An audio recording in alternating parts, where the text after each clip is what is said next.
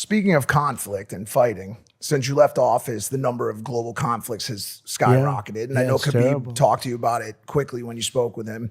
I think 2 weeks ago about President Biden authorized the use of American weapons in Russia, which has now led to a fleet of Russian warships coming towards Cuba this week. What are your thoughts and concerns around our current handling of our relationship with Russia? Well, the Russian attack on Ukraine would have never happened if I were president. Would have never happened.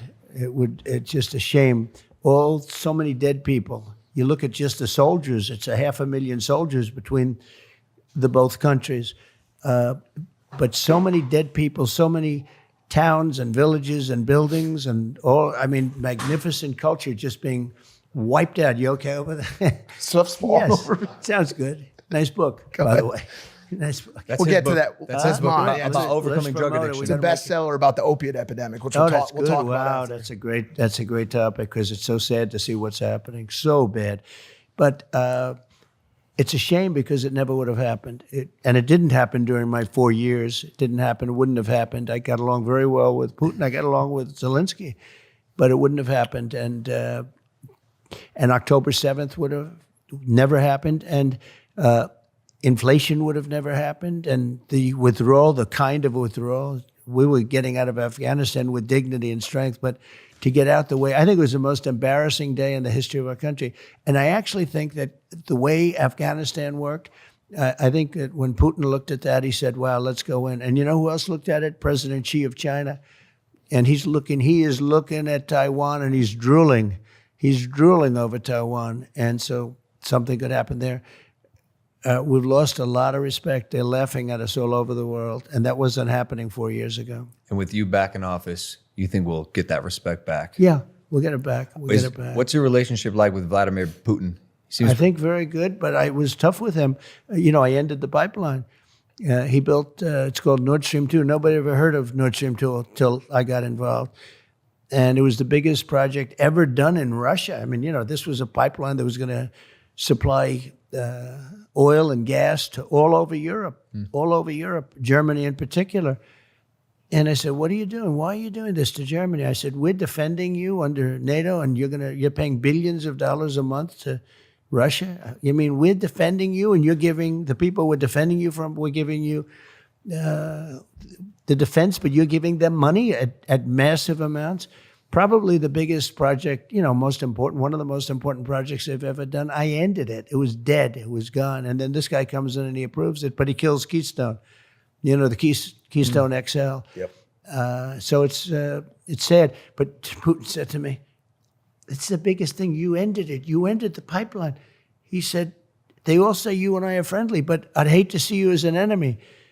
But this was the biggest, this was massive amounts of money and everything. But that's how you But talk to him Biden like came that? in, huh? You talk to him like that? Oh, no, I had a very good relationship. That's a good thing, not a bad thing. And I'm trying to tell people, no, it's a good thing.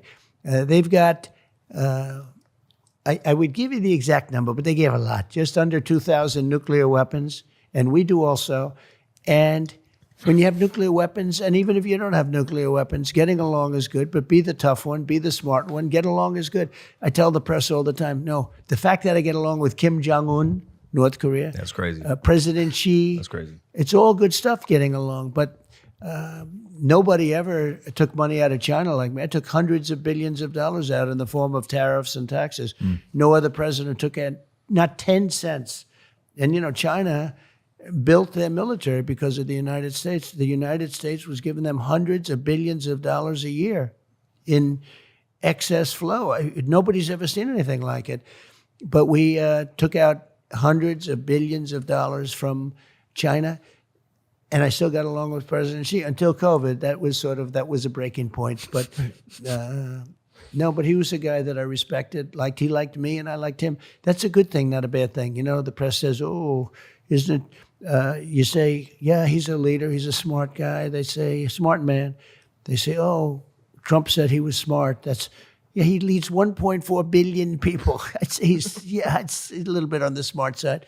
But I got along with him. I got along with Kim Jong-un. That would have been a nuclear war. If Hillary Clinton had gotten in office, we would have been in a nuclear war with North Korea. He was ready for it. when I was with him, nobody else could meet him.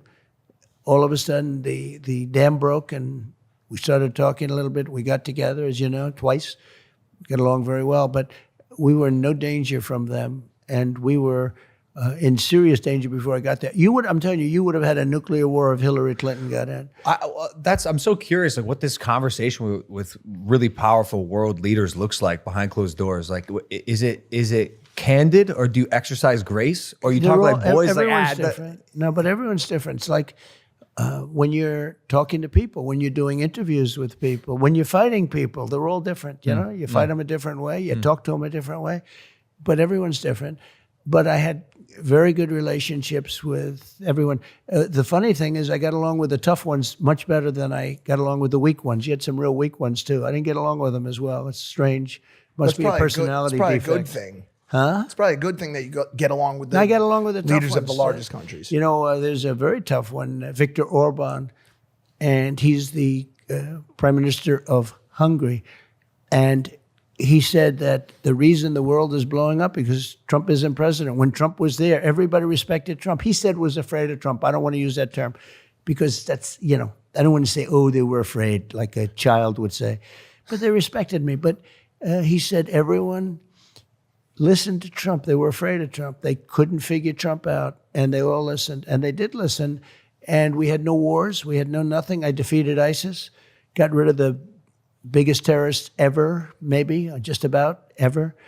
But we defeated, think of that, we knocked out ISIS, 100% of the ISIS caliphate, and started no wars. I wasn't in any wars. Now, that I don't know how you may feel about that because, you know, you're a warrior, right? Because all fighters, and you're a real fighter, by the way. It's not good. It's not good. I don't shy away from conflict. My fiance has a problem with it. Yeah. It's not good. You're much more diplomatic than I probably would be. You know, it's very interesting though. So Khabib came up to me after the fight the other night, and you know, you guys would probably say he's the best ever, maybe, and you know, certainly he probably is, and or very close, right? John Jones, a lot of people say. I'd say 1 and 2. And you know, and he said to me, "Oh, I hope you can get in because we have to stop the wars. We have to stop the killing, the killing." He was so smart. He understood it. And I think he's friends or was friends, but I think he is friends with Putin very much. Yeah. But he said, we have to stop the killing, and it's true.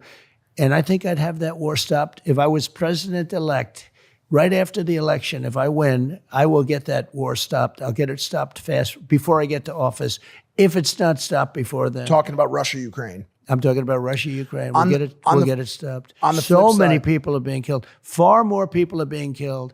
And I thought it was great when Khabib came up to me. He says, "We've got to stop all of the killing in the war." He's a very smart guy, very interesting guy. We talked for a while. On the flip side, or on the other side of the continent, the Gaza